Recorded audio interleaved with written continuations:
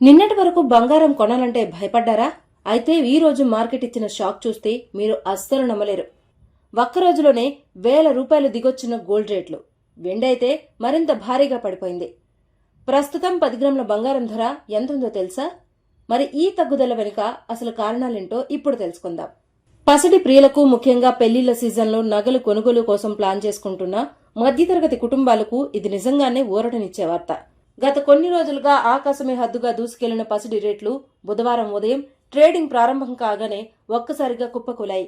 అంతర్జాతీయ మార్కెట్లలో అనిశ్చితి, డాలర్ ఇండెక్స్ మార్పుల వల్ల దేశీయంగా బంగారం ధరలు ₹1000 దిగొచ్చాయి.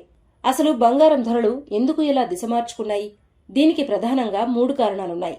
మొదటిది అంతర్జాతీయ మార్కెట్లో ఏర్పడిన అనిశ్చితి. రెండోది అంతర్జాతీయంగా అమెరికన్ డాలర్ బాగా బలపడటం. ఇక మూడోది గ్లోబల్ ఇన్వెస్టర్లు పెద్ద ఎత్తున లాభాల స్వీకరణ లేదా ప్రాఫిట్ బుకింగ్ వైపు మొగ్గు చూపడం. ఈ అంతర్జాతీయ సంకేతాల ఒత్తిడి దేశీయ బులియన్ మార్కెట్పై స్పష్టంగా కనిపించింది.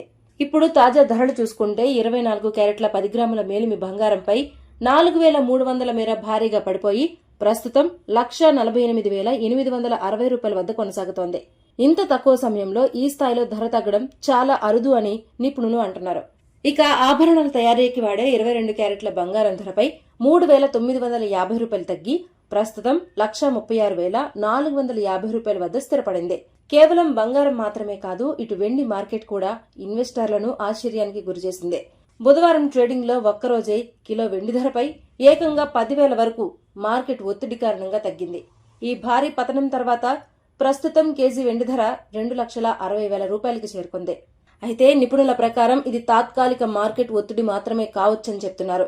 కాబట్టి బంగారం కొనుగోలు చేయాలనుకునే వారికి ఇది ఒక మంచి అవకాశం అనే చెప్పాలి.